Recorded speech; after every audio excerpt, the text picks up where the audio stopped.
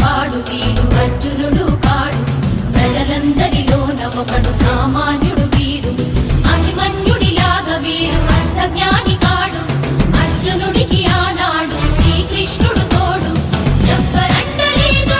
ఒంటరైతే కాడు వీరమాత పెంచిన మన తెలుగు బిడ్డ వీడు అమ్మ దీవెనతోడు అసలు ఓడిపోడు